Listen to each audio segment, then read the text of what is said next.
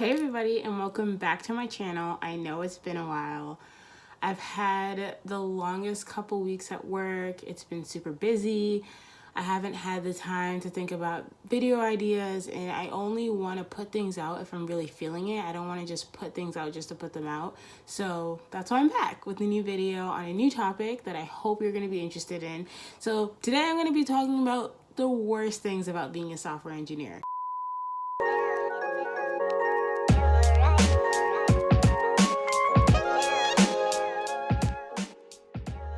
Now hold up. Let me just preface it by saying I absolutely love and adore what I do. It's been a dream. If you would have told me 3 years ago that I would be a software engineer at one of the biggest tech companies in the literal world, I would have told you that you're lying. No, I know where I'm going to end up, blah, blah, blah, blah, blah. And so I'm so grateful to be in the position that I'm in and to work on what I love, to do what I love, and to be consistently learning every day in something I love. So even though I do love what I do, there are some times that aren't as fun. And I think more of it is because not just graduated. I graduated from college about a year ago. And so I'm not used to being an adult quite yet and having all these responsibilities. And so I'm learning and I'm growing just like any other new grad in the field. And I just wanted to share these things with you, and hopefully you can be able to prepare for it better than I have. And just have it be a conversation, and tell me what you think about all of this after you watch down in the comments. So let's get right to it. And before we have this conversation, let's not forget to like and subscribe down below. Like I said earlier, I absolutely love being a software engineer. It's probably one of the best jobs I could ever have.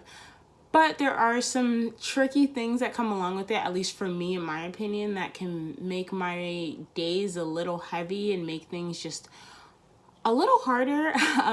And this week definitely has been just it felt super long, even though it was a regular week. So let's talk about it. Let's just start off with the first thing that kind of grinds my gears about being a software engineer sometimes. 99% of the times, I swear, guys, I love what I do, but it's just 1% of the time these things happen and I'm like, oh my gosh, and I'm stressed and I'm freaking out and I'm crying. But at the end of the day, I love what I do. So the first thing, reading other people's code. Okay.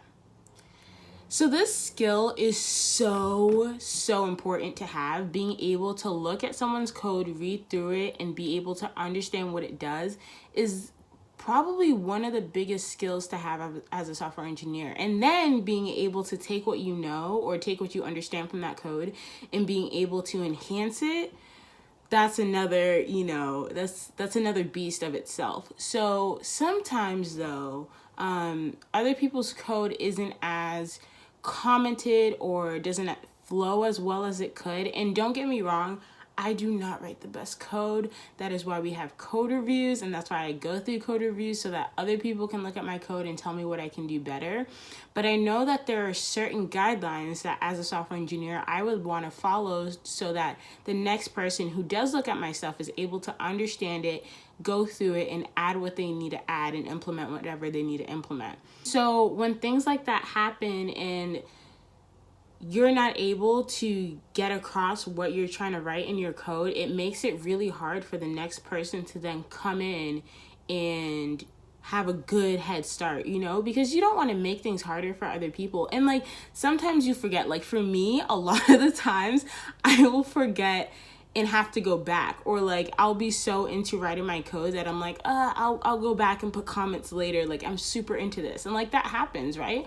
And I'm not perfect, but I try to go back as much as I can and make sure to document everything I've done so that the next person can come in and be like, oh, this is what she did, and let me try to follow from here.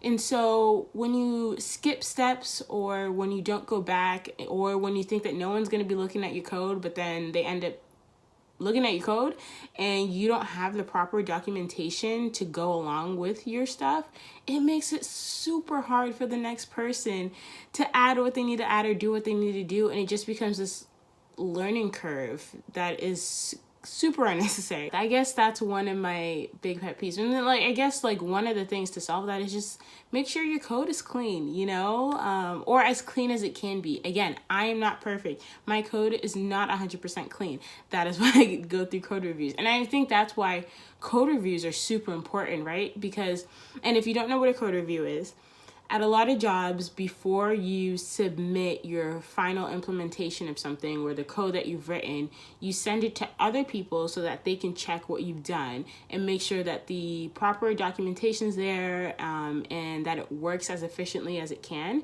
And so when you do go through those code reviews, people, not that they're not nice, but a lot of people can be super blunt, which I think is good, so that you know what you're doing wrong, and places where your code could be more efficient, where you can be more concise, more clear. So I think code reviews are super valuable in this field, and they just make you become a better engineer. And obviously take that with a grain of salt. It depends on your team and how they're implementing code reviews and how they're able to give their responses, because obviously if somebody's coming off rude and mean and criticizing a lot or being condescending, like, that's not great either. And so there's a balancing act of giving a good critique and then not being rude about it.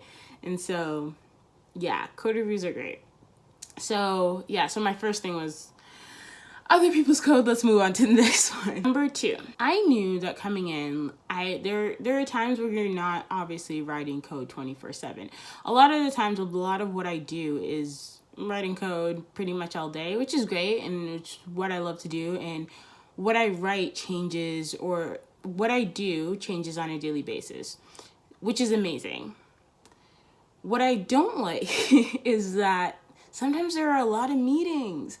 And sometimes my day will just be eaten up by all these meetings that are sometimes unnecessary, and sometimes, like, we could just have an email chat about this. Why are we spending an hour and a half in a meeting room when I can be spending that time doing something else? I'll come in the morning, you know, get my breakfast, write some code, which is great, and then I'll have a meeting. Fine, no biggie. Come back, write some code, another meeting. Okay, you know, and then writing some more code, get some lunch, another meeting after lunch.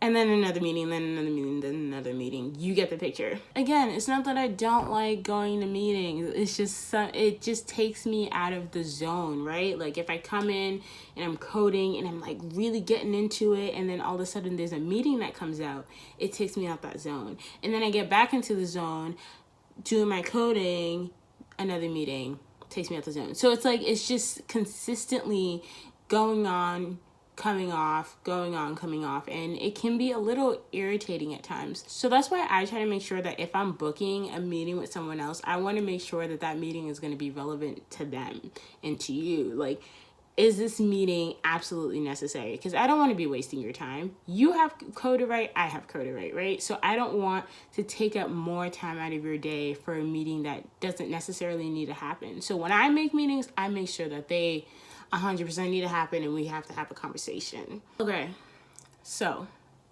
let me take you on a journey. Have you ever sat down to write a program, whether it's in school, whether it's at work, wherever it may be, if you're doing a side project or whatever, and things just aren't clicking like they should be? Like, for some reason, you know, you're writing this code and it's just not working the way that you expect it to, the way that it should. And I can't even begin to explain the amount of times that this has happened to me. So for the last 2 weeks, I've been trying to implement this new thing, right? And 2 weeks they're going great. But then within those 2 weeks, I find that there are at times where, like, I will write code that I know should work. Like, I know this for loop should work. I know this hash map that I have should give me the objects that I'm asking it for. But for some reason, the code isn't working. And my gosh, I can't even explain the anger and frustration after sitting there for like an hour and trying to debug. And for the most part, if I'm really stuck on something, I will go ask one of my teammates and be like, hey, look, there's this problem. It doesn't make any sense. Can you help me with it? But when things are like super minute and it's probably a dumb question to ask. Like, obviously there's no such thing as dumb questions, but just for me, I'm like, okay, this is something I should be able to solve on my own. Like, this is something I could probably Google and get it to work. But for some reason, it just does not work, and it blows my mind. And so those things happen a lot. And for me, the way I try to, move past it is get up and I walk away. And I will go work out. I will go take a walk. I'll go find my friends and have a conversation. I'll go look at something else or something else that I have on my queue that I need to do. But I will not look at that bug. I won't look at it for a couple hours. Honestly, just so I can go do something completely different, have a fresh mindset, fresh set of eyes, so that I can come back and hopefully see things from a different perspective and have a better understanding to why things aren't working. That's gonna be the end of my video. I thank you so much for watching this. I'll have a video out for you guys next week. Leave some comments down below about maybe some things that you love. I'll make a video about that next week. Things that I love about being an engineer. All right, and as always, don't forget, like and subscribe down below. It helps me out a lot. And yeah, see ya.